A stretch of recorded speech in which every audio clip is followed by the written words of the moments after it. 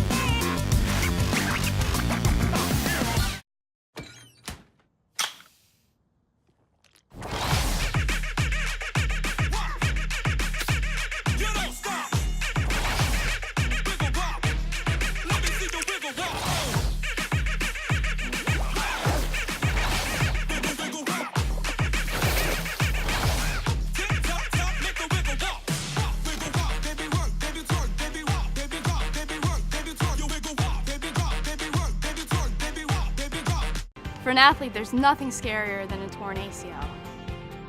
Athletes trust us with their care and their careers because we're a recognized leader in sports medicine. Get back to your active life sooner with MedStar Sports Medicine. White Market's ice cream plant is based in Sunbury, Pennsylvania, and is locally owned and operated. We've been making our ice cream for nearly 50 years. We create roughly 70 flavors of ice cream right now. We use local ingredients, especially our cream, which is from our milk plant. The cream is what gives our ice cream a rich and creamy texture. Now, together with our customers, we've created a product called Peanut Butter Indulgence, which will be coming out this summer. It's a peanut butter ice cream with sea salt caramel swirl and chocolate-covered pretzel. How can you go wrong with that? Personally, I love our ice cream. If you come to our house at any given time, you'll find at least 5 packets of ice cream in our freezer. Our kids grew up eating Wise quality ice cream, and now we get to treat our grandchildren to it. It's been a pleasure for me to be tasting ice cream for over 40 years for Wise Markets, and I'm loving every minute of it. Welcome to another edition of the Tiger Basketball Report. I'm your host, Spiro Morekas, along with the head coach of the Tigers, Pat Skerry. And Coach, the Tigers playing Morgan as they do every year, but this year going to happen in the Royal Farms Arena. How did this all take place? Yeah, obviously we had a return game to Morgan, and then there's a promoter that's putting on a doubleheader there, and they approached us, would we move our game there to play before Maryland's playing Loyola Chicago. And Todd Bozeman, I thought it would be a great idea. We will return the game back to Morgan the following year so that they don't lose a home game. But it just made a lot of sense. I think they're expecting a big crowd. It's it's a little bit earlier game on a Saturday, but it's always good to play neutral site games, and should be a good day of basketball in Baltimore. Hopefully that's going to be the case. Does the nun travel, do you know? Does she travel to non-NCAA games? I don't know. I'd have to check. I don't know what the frequent flyer deal is on that, All right, so Morgan's going to come into this game, and they've had a rough start. They play Virginia as we tape this tonight.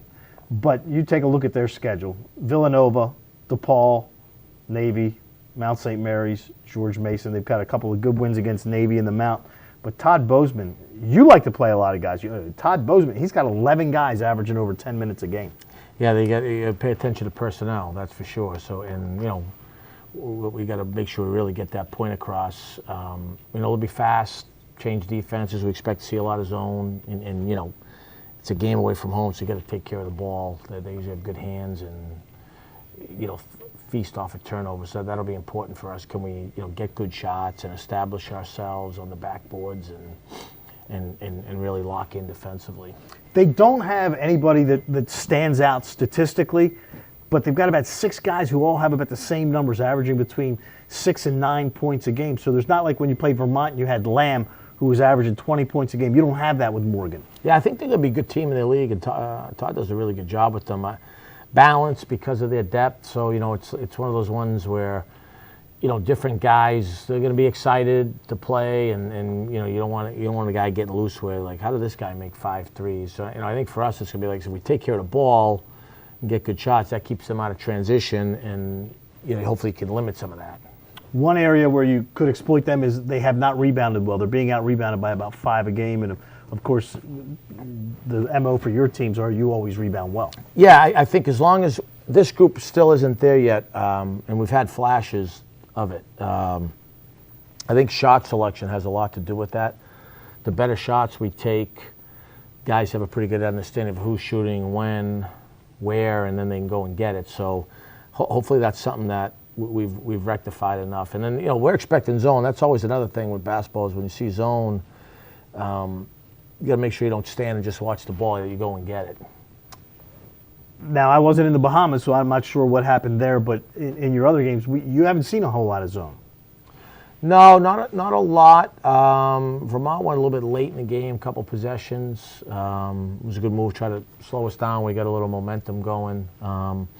We saw a little bit down there in the Bahamas. People mix it in. I would be surprised in this game if we don't see, 70, 75% of it.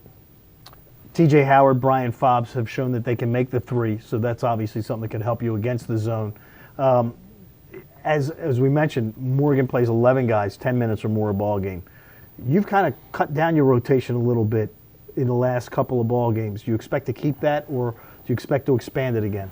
I think guys can. Or is that up to the players? If they play well, they'll make those decisions. I mean, with so many new guys, practice is still an important piece of what we're trying to do. I don't want to use the words early in the season. I don't say it's early, but certainly not late. We've got to keep getting better. One thing we're trying to harp on these guys is, are we going to have lineup changes? I don't know. That depends on how well guys practice, and hopefully we stay healthy. But I don't think we're at a point right now where you're going to say this guy no matter what. And I don't think we have a group where 4 guys are going to log 30 minutes. That's just not going to happen yet. I'll tell you one thing you have that not many teams have, and that's a defensive stalwart like Dennis Tunstall, who every game seems to make a play that you say, wow. Yeah, he's done a good job. We got to get him to be a little more vocal because he's an intelligent basketball player. But Dennis is doing a really good job for us, and we count on him. And it's great to see him healthy because last year he showed flashes, but he was never healthy at all last season. No, I remember it was funny to say that because we had a hurricane game against Bucknell. We had a good win over them, and right before the game, he never said he couldn't go.